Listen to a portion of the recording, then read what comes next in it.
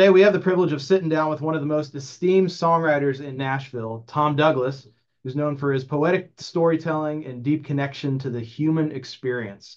Tom has crafted some of country music's most iconic hits. His work includes chart toppers like "The House That Built Me" by Miranda Lambert, which earned him both Grammy nominations and critical acclaim. One of my favorite songs of all time. Over his career, Tom's collaborated with countless top artists from Tim McGraw on Grown Men Don't Cry to Lady A with I Run to You and many, many more. Colin Ray, Little Rock, one of my favorite songs. He's been inducted into the Nashville Songwriters Hall of Fame, which we were just talking about tonight, the dinner for it. And that's a testament to his profound impact on the industry, on this town, and his unwavering commitment to the craft. We're honored to hear from him today about the stories behind the songs and the heart behind the lyrics. So everybody give a nice, warm Zoom virtual welcome to the Tom Douglas. Good morning. Good morning. Nice to see all you smiling faces. Is this like all over the world or all over the? All over the world. Wow. Yeah, we got people all over the world, and people will be watching on replay all over the world. That's fantastic. So it's great. We've got folks from South Africa and Vietnam and wow, all parts of the world. It's a shame this is going to be a complete waste of your time, but it's fun to see you. I highly doubt that. Highly doubt that. But we've had this is technically 2.0 with Tom. Tom was one of our first podcast guests. For those of you who have been with us since the beginning, this was back in 2017 or 2016, maybe. But Tom was one of our first podcast guests when our podcast was called the Full Circle Music Show. Highly recommend you all go back and rewatch that. So I won't dive into a lot of the same questions of where you're from. There's enough of that online. But I just wanted to kind of jump into the good stuff, and I wanted to start with "House That Built Me." I know you get questions about it all the time. It's just one of my favorite songs ever. And we are going to have some Q&A time at the end. So, but "The House That Built Me," it's such a deeply personal song that's resonated with so many people over the years, including myself, including so many people on this call. Can you tell us about the moment that you realized it had the potential to be more than just a song, but something that would impact or touch millions of people? Well, it's hard to ever know that at the time. It takes time for songs to reveal themselves, and really it takes time for songs to find their way. As we have talked, and I have talked and told the story before. I mean, just to give you a brief recap, Alan Shamblin and I were in Sundance, Utah in 2002 with our families doing a writer's round. Alan came in the restaurant early one morning.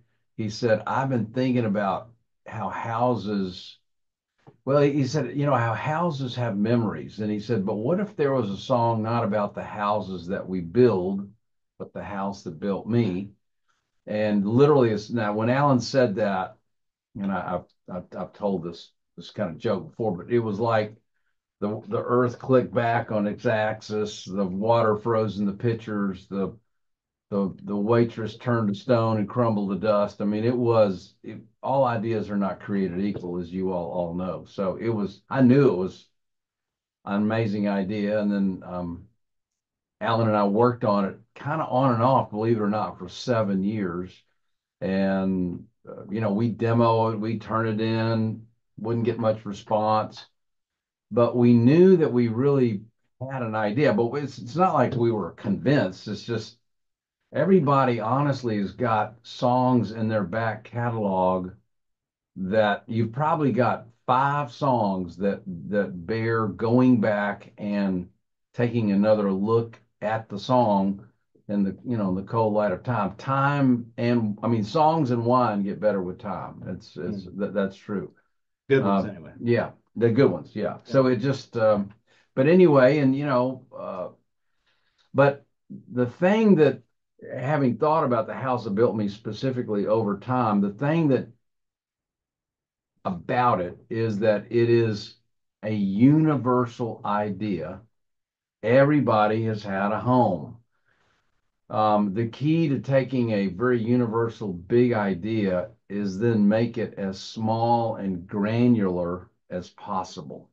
So, as Stephen Sondheim, the great Broadway composer, says, God is in the details. So you have to get very small with songs. The smaller that you can get, the bigger the idea, the bigger the song can be. So it's kind of a, believe me, if I knew how to do it, I would do it over again. I've done it a few times, over 3,000 songs, but it's just, it is a universal idea that we made very small.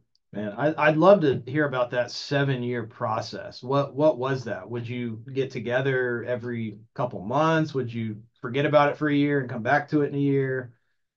Well, over the course of your songwriting career, um, you hopefully develop a few, relationships. One of the keys to that song is Alan and I, we kind of started off just as, as co-writers, acquaintances, but we became friends. And again, there won't be many of those relationships that you have throughout your career, but you're really trying to find people that will go through the war with you. And Alan is a fellow soldier of war, and we kind of went through wars together, and we get to know each other. And I could finish his sentences, he could finish mine. The I think that's one of the keys to that song is our really deep friendship. Yeah. But we would work on other songs through the years, occasionally talk about the house that built me. But I mean, it's not like, oh man, we knew we had this nugget of gold. We liked it, but we liked a lot of other songs. But we did go back and do the work and just say, in 2009, 7 years later, we said, what if we just took a day not writing a new song, but we just, try to really dissect and diagram that one song. So we printed off all the lyrics, and we really just kind of took a cold, hard look at it. When you're writing a song, a lot of times you're caught up in the emotion of it, and that's good. That can fuel the song, but there is a sense of detachment that's healthy. And over time, you are more critical and a little more detached over your songs, and you have context. And that 7 years, it's kind of an incubation period. Alan and I became better writers. We understood the song more. We understood the idea, and then we just kind of took another day, and there we had it. Yeah. It's amazing. I think that's hard for people to wrap their heads around, that when they hear a big hit song like that, it didn't just pop out into the world as its finished form. Yeah, And so sometimes it takes the persistence of, and obviously both of you had to be on the same page that this yeah, was a big idea. right, If it was just one of y'all, it probably would have right. fell through the cracks. But I hope that's an encouragement to a lot of y'all out there who maybe have written some things that you feel like are really good. Just to know that, those songs of a generation sometimes take that years long Yeah, fermentation to find their perfect yeah, form. yes. I mean, it's a real germination. And honestly, I mean, it's easy to say that now, gosh, what a great song. But I'm telling you, at the time, we didn't, we, I think we all love our songs. We didn't really love that song any more than any other 20 songs that we'd written. We liked it equally. It's just, but that's really not up to us to be able to determine that. That's really for somebody else. We have to create it, and then we share it. And some songs have traction and have a life of their own. Most don't. Hmm. But the key to it is just kind of staying in the process. And, you know, it's not a numbers game, but it is a numbers game. So, I mean, you still have, that year, Alan and I probably wrote 115 songs, and that just happened to be the one that stood out. But we did not know that at the time. Yeah. Yeah. It's possible to know. It's always hindsight's 2020. Yes. You've worked with artists across generations and genres, from obviously Miranda Lambert, Tim McGraw, Lady A. I've seen pictures of you with Ed Sheeran, and obviously you have a Pink song. You've got songs across a Skillet song. You got a Right. song on a Skillet record. So can you share about how you approach writing differently for each artist? Like, is Yeah. there a different methodology? Do you tailor your process differently for each one, or is it just a consistent approach no matter who you're writing for? Well, it has evolved over the years, and it's been a changing process. Like, for example, the song that I wrote with Zach Malloy and Skillet. I remember I used to try to do research. So I'd go on their websites and I'd look at the fan comments and listen to all their songs. And I'd really try to go in kind of prepared with a song that I thought an artist like that might like. I mean, I've tried that. Sometimes that's worked. Um, you know, you're I, it, as a co-writer, as a alleged, professional co-writer, what people are coming to us for are ideas. So great ideas make great songs. End period paragraph. Hmm. Great ideas make great songs. I'm going to say it one more time. If you have a great idea, you might write a great song. If you don't have a great idea, you absolutely will not write a great song. So getting front loading the idea in the beginning, that's really where you need to spend the time. So, I mean, today Seth and I are writing, and I have like three ideas. I like them all. And, my job, I'm just coming in trying to inspire my co-writer with an idea or with another song that I'm listening to. I'm just trying to inspire the process. So, it's a very inexact process. It's abstract art, and I really, I don't know. I think you just constantly try a bunch of stuff, but you've got to find a point of inspiration. You got to find an idea that you love. Yeah, yeah, that's really helpful. And when you say idea, I'd love to get a little bit more specific about that. Is that, you know, I know it's going to be different for a lot of people. An Yeah. idea might be a title. Yes. It might be, a title with a certain spin on it already. Like Right. what constitutes, like, is it a whole fully fleshed lyric? Like Yeah. what's the That criteria that's for that? that's a that actually that's a great question. I am putting content. I've written a book called The Songwriter's Manifesto, and I'm putting it out on Substack only because I couldn't get a publisher or an editor or anybody else to care about this book. But I've enjoyed kind of writing this book and putting it out because I get to think about questions like that. The uh, so the idea behind the house that built me is, if you're trying to find a synonym for the idea, it's just taking a walk down memory lane. Um, the idea behind the house that built me really is a retelling of the parable of the prodigal child in the New Testament. Someone left home, he got lost, he was so desperate that he decided, and he got lost and lost himself, lost metaphorically and physically.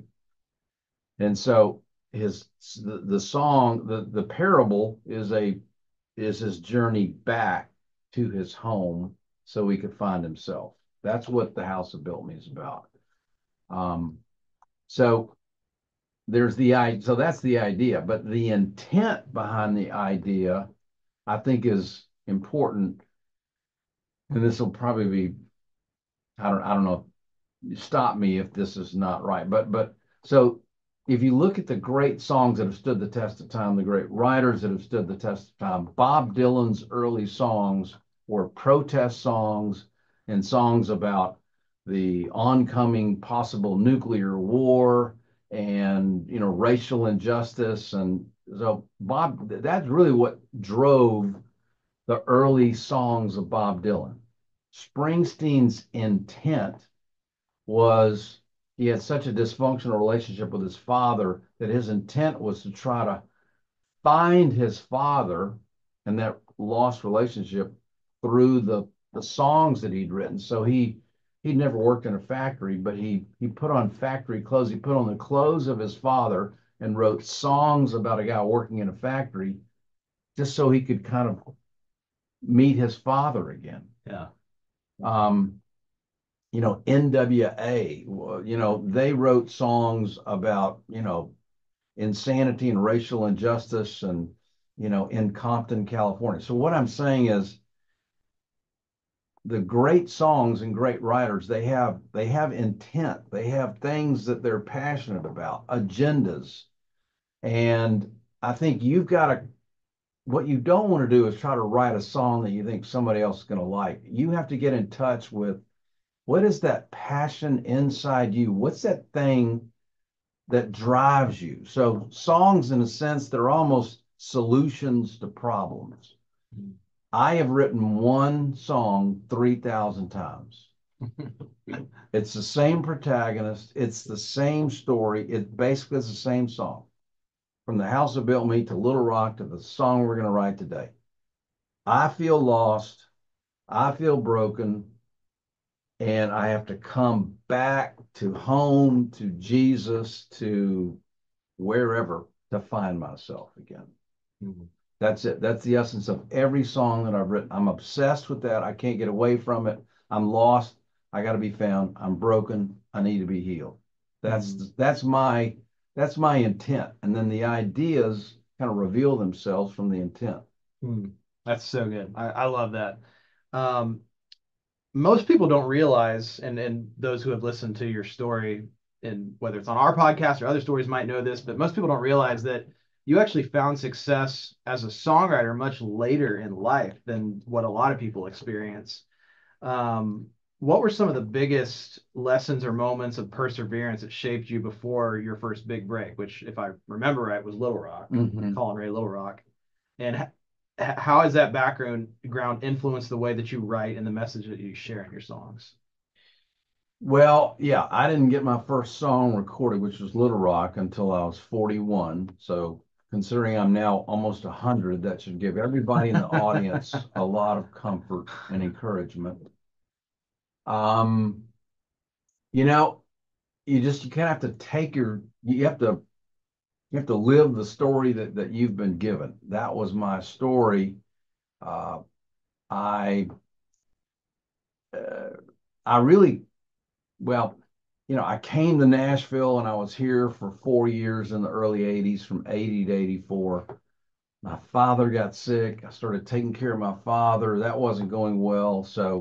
And I wanted to get out of Nashville as quickly as I could and never return. If you're in Nashville and on the outside looking in, it's a very lonely place. It's a lonely place, even if you've had a modicum of success. So I don't think, number one, I don't think you have to be in Nashville to have success. So, but I had all these kind of things that I was doing. I reinvented myself as a real estate broker in 1984 and literally tried to forget all about songs, never write another songs. That slowly haunted me down and chased me. And I kind of thawed out, and I really had a spiritual epiphany. I was about 39, and I was yelling at God, God, I'm 39. I'm so disappointed with my depressing life. How's this possible? And Almighty God said, you've been worshiping the creation, not me, the creator. How's that working out?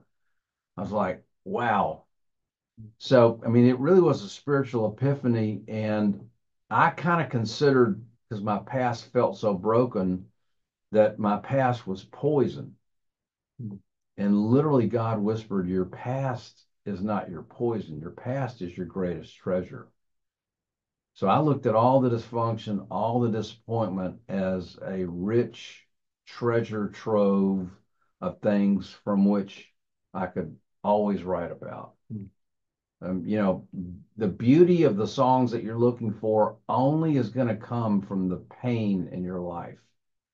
Just be willing to go embrace that pain, write about it, and then something beautiful will be revealed.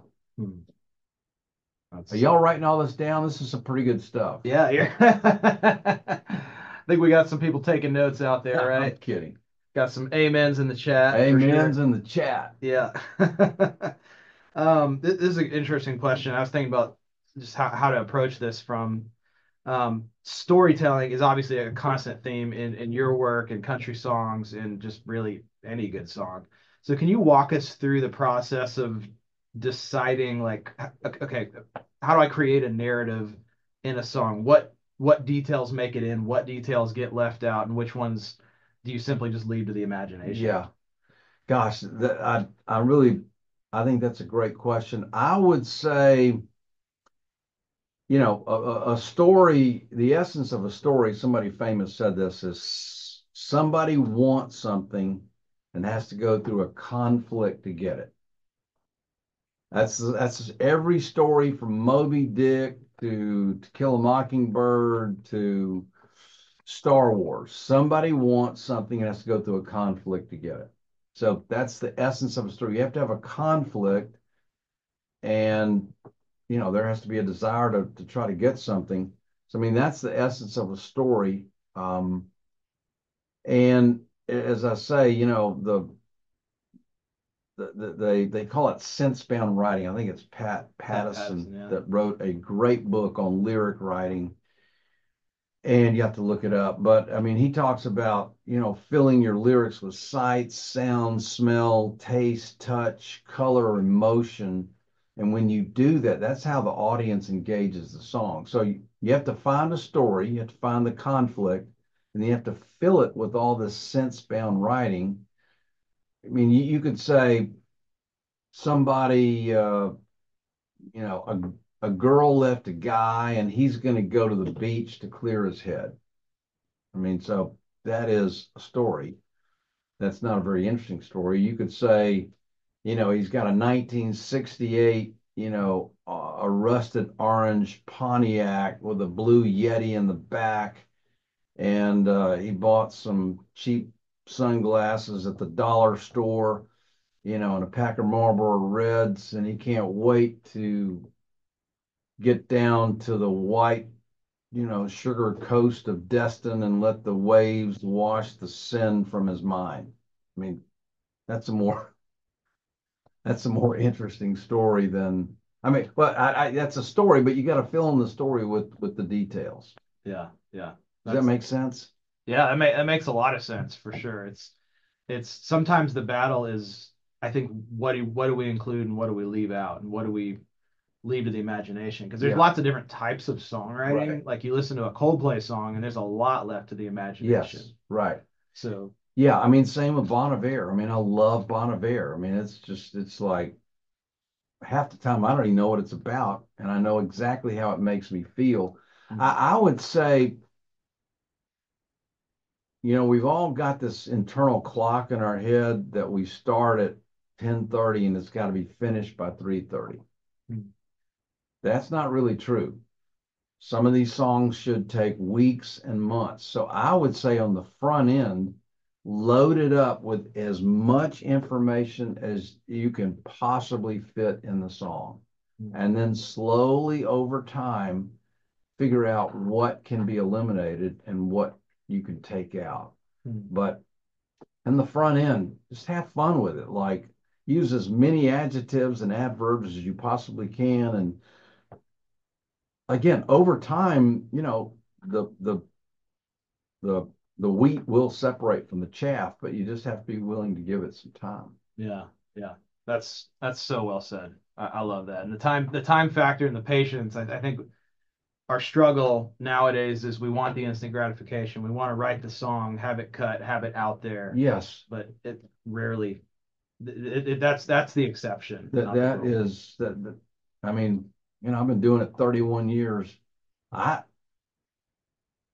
I mean, maybe that's happened once over 31 years. That just every song that's on the radio today is really about 4 years old. Mm. That's a crazy statistic. With the advent of the internet, you can write a song today and have it up on the internet tonight. People can hear it. All the barriers of distribution have been eliminated, but I'm not so sure that that's a good thing because it's just it feels like you're rushing the process. Mm. Um, I would say slow down. That's good. Do you have a favorite, what I'll call an almost was song? One that you loved, you wrote, it never maybe got cut, never, or maybe it did get cut and never got singled. Yeah. Is there a favorite one of those that you can pinpoint?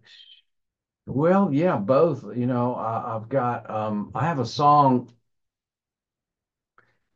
and you to do this, we have to be pretty delusional. So you have to be able to say crazy things. But I mean, I really do think I have one of the greatest love songs in the history of the world. And I've had other people say that it is a great love song. It has just never been recorded. Mm. It's maddening, but uh, I think you know the onus is really on us. If you really believe in something, you just have to keep presenting it. It's sometimes it's not the song, sometimes it's the time, the times that we're in. And I mean, there are so many stories of, you know, an artist listening to a song, been pitched a song 10 times, never liked it, and then all of a sudden you listen to it the 11th time, it's like, that is one of the greatest songs I've ever heard in my life. So, um, you know, we just have to keep sharing it. We create it and then we have to keep sharing it. Um, Not to the point where you're irritating people because that's a turnoff, but you have to take calculated risk in sharing your songs. Mm. What song are you most proud of?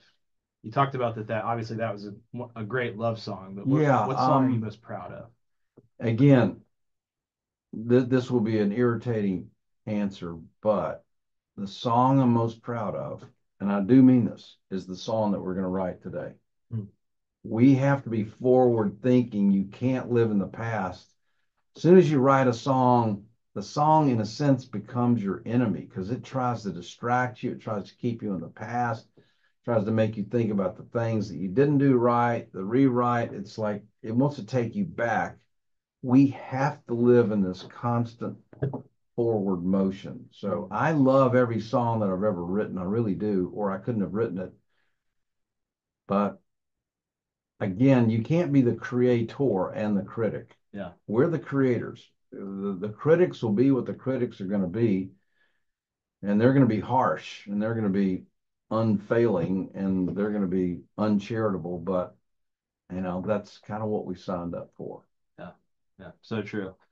Um, Looking back to your induction into the Songwriting Hall of Fame, uh, did you have any mentors or pivotal figures in your story, in your journey that played a big role in helping you get to that level?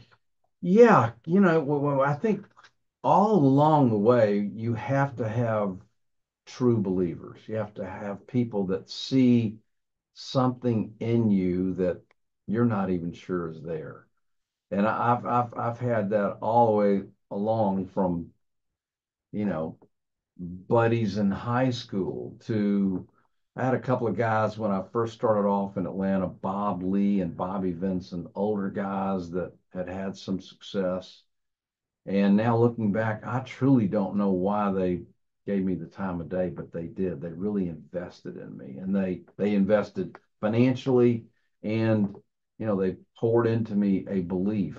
Um, and family and friends. I've always tried to find a circle of two or three people that I could just send some songs to occasionally and just say, "Hey, do you get this? Does it make you feel something?" And they're usually not people in the business. They're just people that I know love me and love songs, and they kind of dig doing it. So writers you have to have an outlet. I mean, they say a song's not finished until somebody hears it. So, I mean, you've got to find people that are willing to listen to your songs and give you a little feedback. And believe me, it can be somebody in a bookstore that just likes songs, somebody from high school or somebody in your family. But you got to get some feedback somewhere. The NSAI is obviously a great conduit for building that, and I'm sure the community that you've got here, Seth. I mean, hopefully you all are making relationships and can kind of bounce songs back and forth with each other. I mean, Yeah, that's one of the beauties of this community and this podcast. for sure, for sure. Well, it's bringing bringing Nashville to wherever people are in the world. Because, like you said, you don't have to necessarily live in Nashville anymore. That is the beauty of Zoom. Yes, it's awesome. Yeah, absolutely. Are you a believer in Zoom writing, or do you try to avoid that? Um, I never have had success with that, but it doesn't mean that I have there during COVID, there are so many examples of people writing and writing great songs on Zoom. So, I mean, there's no substitute for being in the room, but if this is, technology is a great tool. So if this is a way to foster relationships and get more songs written, I would say by all means do it. Yeah. Absolutely. Yeah, use the tools. Yes. How do you balance the the incredibly hard balancing act of writing something that feels authentic, feels timeless versus writing something that's like could be of the moment, it could be trendy, it could be viral. It's that balance of like commerciality and what does it take to get a song out there nowadays, which a lot of times is an artist, a new if it's a new artist, there's very few exceptions to the rule that they have to post it, it has to go viral, Yeah. and then it becomes a single as a result of Right. that. So how do you kind of think about that, or do you not really think about that at all? Well, I mean, I do. I'm surrounded by young artists that are, trying to get traction and trying to figure out ways to navigate it. And I mean, I have friends that work at record companies and run record companies. And I mean, that's just what they all say, as cliche as it may be. The first question they want to know the answer to when they're talking to young artists, well, tell me about your numbers, tell me about your metrics. And you could have a million streams and they might have some interest. I, I, I think, I think you gotta have, I mean, you need to try to develop a team, that's for sure, particularly if you're an artist. I mean, you need people that can kind of help you do those things. You want to outsource things that you don't do well to somebody that does do that. I still think it may be naive that um, if the art is compelling, that it will reach people. My job is just to try to kind of put my finger on the pulse of what I think America's feeling today and let that kind of chaos and that conflict kind of that infuse my songs and then let that come back out and I share it. And I mean, that's what I do. But I mean, I'm not an artist. I'm not trying to get a record deal. So, uh, I just think it's for whatever reason, I think human nature is we want things to be binary. It's either or.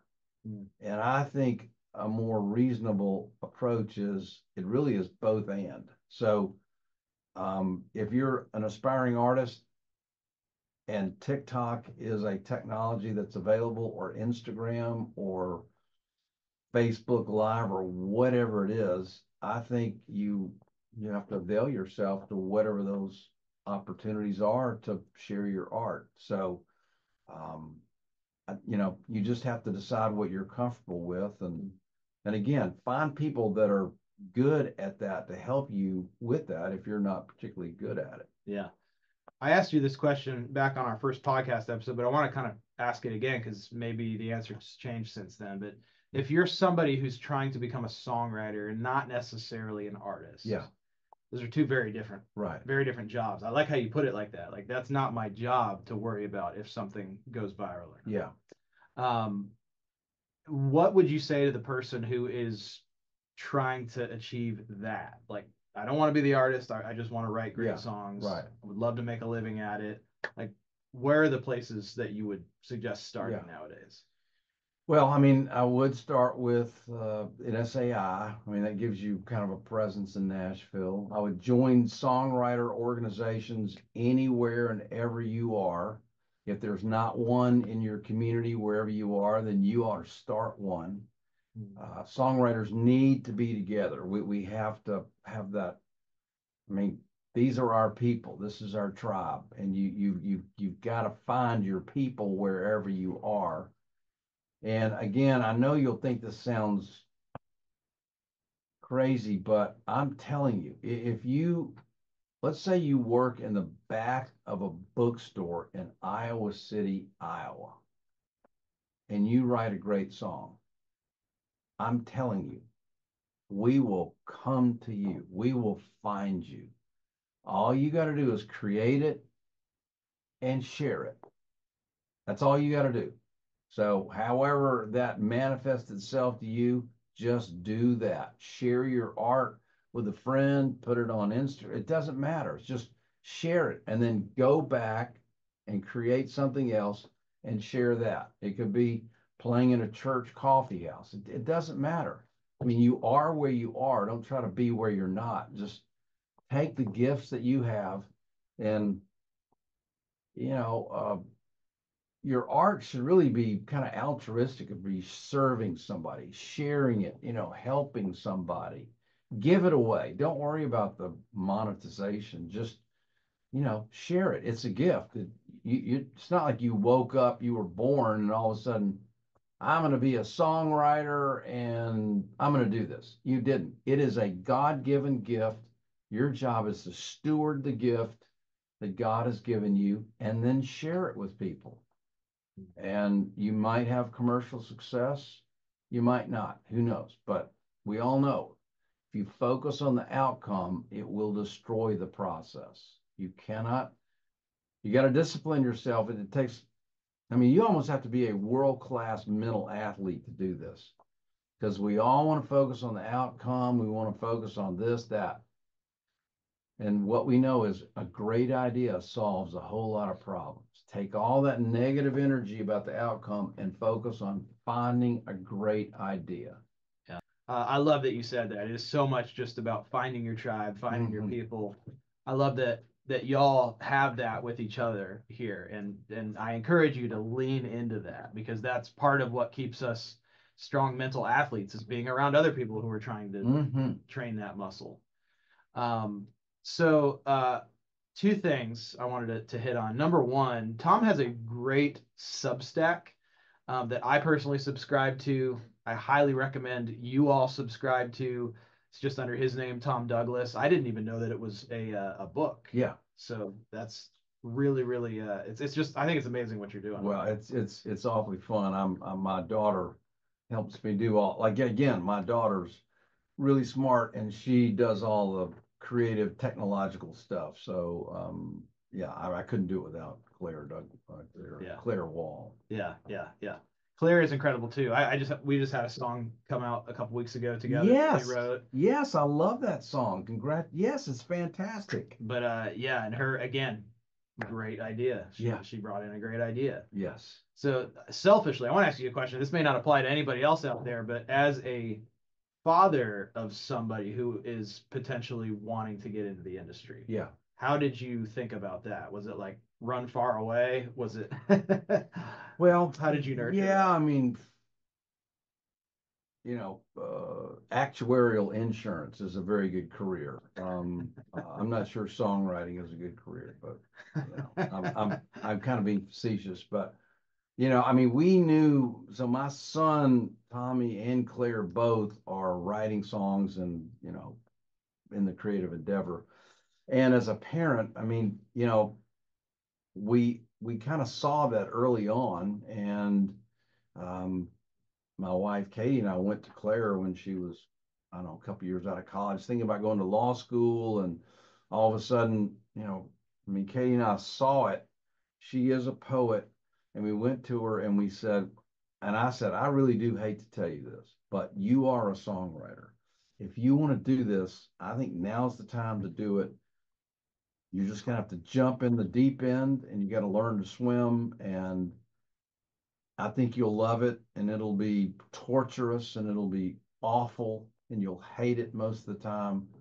And then you'll have a few moments of glory and it'll be worth all the pain. So, yeah, I think, all the talk about streaming and songwriters are getting taken advantage of and the the machine is going to eat us alive. I get all that, but they've been saying that since I got here in 1994. That it's the same thing. The sky is falling. I would say if you love this, if it's your calling, you have to do it. Mm-hmm. If I said to anybody on this podcast, I will give you, I'm not saying this, but let's just say hypothetically I said this, I will give you $1 million on one condition. You can never write another song. How many people would take that deal? If you've raised your hand, then you need to just sign off the podcast now. That's you really couldn't good. take that deal. We have to do it. You have to do it. No amount of money. That would be, I mean, you might as well say, well, you might as well just shoot me, because we're not doing it for the money. The money will work itself out over your lifetime. Something will happen somewhere. There will be this huge payout, and all the inequities will be equitable somehow, and it'll be worked out. Don't worry about that. Just do the work. Write the next song. That's your job. Yeah. I love that. We had Joel commented that songwriting is like parenting in that regard. Yes. It's a good parallel. Well, this has been great. Again, I highly recommend every single one of you subscribe to Tom's Substack. It's so worth it. I get so much inspiration. Every single week, Tom is putting a new post in there, which really is in and of each one of those is kind of a masterclass in songwriting itself. So please do yourself a favor, go subscribe to his Substack. The other thing I wanted to hit on too, because I just recently watched this, is your Love Tom movie that he has on Amazon. Yes, thank you. Really, really great. Do you want to talk about that for well, one thing leads to the other. I gave a 12-minute speech when I was inducted in the Songwriters Hall of Fame. And instead of just the speech being about thanking all the people that had helped me, I framed the speech as a letter to a desperate young songwriter. And it was a 12-minute speech. It's gone viral, and I got all this attention over this 12-minute speech for years, and I never quite knew what to do with it. I went to see Bruce Springsteen do his one-man show on Broadway called Springsteen on Broadway. It was 2 hours of kind of stories and songs. I was like, oh, wow, that's a great template for me to take my 12-minute speech and maybe blow it up. So my son, Tommy, and I worked on the 12-minute speech. We made it an hour performance. It's called Love Tom, and it's a letter to desperate songwriter, but it's really just, it's my stories and songs, but it's a letter to a desperate songwriter. It talks about my relationship with my father, who had all kind of issues, and somehow the convergence of it is a film that and I did this performance hundreds of times. Finally, a director from Ireland saw it and said, I know how to take that performance and make a movie. We made a movie. And then after about 2 years, we sold it Paramount Plus with the help of really smart people. And now it's available on Apple TV and Amazon. It's called Love Tom. Yeah, it's beautiful. And I believe it's a live show at Chiefs on Broadway, right? It is. I'm doing it at a live show on Chiefs on November the 20th and December 19th. Yeah. If anybody feels like buying a ticket or making a trip to Nashville, highly, highly recommend it. So good. Well, hey, let's give Tom Douglas a big Song Chasers round of applause virtually. Thank you so much for being here with us, Tom. This is my pleasure. Awesome. It was really fun. Thank you. Yeah. So again, subscribe to Tom Douglas's Substack and check out Love Tom on Apple TV or Amazon Prime. Right. Correct? Yes. All yes. right. I got that right. Awesome. All right. Well, y'all have a great day. Go take this and hopefully use it as an inspiration to go write some more great songs. Thanks for listening to this episode of the Made It in Music podcast. And be sure to check out our other episodes where we unpack hundreds of hot topics with some of the top music industry pros, both here in Nashville and all over the world.